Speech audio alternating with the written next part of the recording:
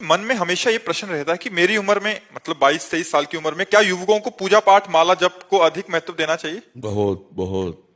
क्योंकि अगर इस अवस्था में नहीं किया ना तो किसी अवस्था में नहीं कर सकते।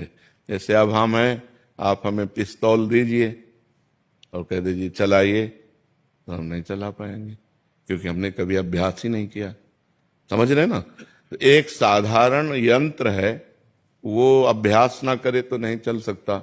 अब हमें पता ही नहीं कि कहाँ से चलता है, कैसे चलता है, क्या है। तो आपने जीवन में कभी पूजा नहीं किया, कभी भजन नहीं किया, कभी भगवान से चित्त नहीं जोड़ा, तो आप बुढ़ापे पे थोड़ी जुड़ सकते हैं, क्योंकि अभ्यास नहीं किया ना। तो गंदी बातों का अभ्यास इस अवस्था में ज्यादा होता है। तो हमें चाहिए कि अपनी गंदी बातों को रोककर अच्छी बातों का अभ्यास करें, सद्गुण लाएं। भगवान की पूजा भजन में जब हम चित्त जोड़ेंगे तो हमारे अंदर अच्छाइयां आएंगी और बुराइयों का नाश होगा।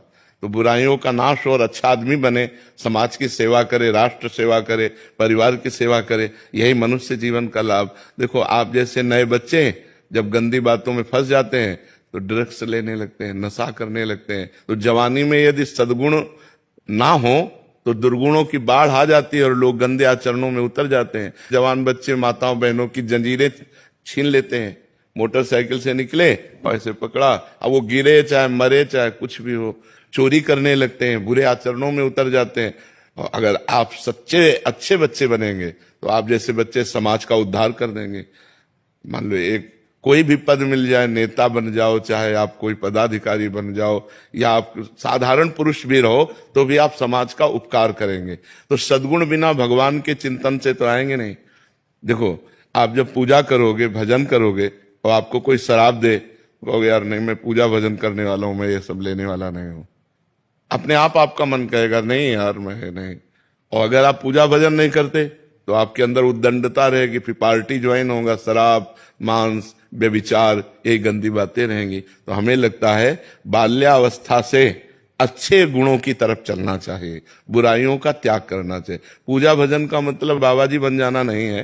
पूजा भजन का मतलब है अच्छे सद्गुण धारण करना, अच्छे सद्गुण धारण। आप ऐसे ही रहो, लेकिन साधुओं के वचन सुनो, सत्संग सुनो, अंदर ही अंदर नाम जप करो, माता पिता के चरण छुओ, उनकी सेवा करो, परोपकार करो, एक अच्छे आदमी बन गए। आप बन गए कि नहीं? हाँ, हम ये कहते हैं, मान लो जैसे समाज में तुम्हें चंदन तिलक लगाने में, कंठी बांधने में लगे कि लोग कहेंगे दिखावा करता है, मत करो। अच्छे अंदर सद्गुण धारण करो। अंदर वाली बात आपकी मजबूत होनी चाहिए। अंदर आप राधा राधा जप रहे, कौन जानता है नहीं? तो अंदर नाम जप करो और अंदर सद्गुणों को बढ़ाओ, बुराइयों का त्याग करो, अच्छे आदमी बनो। यही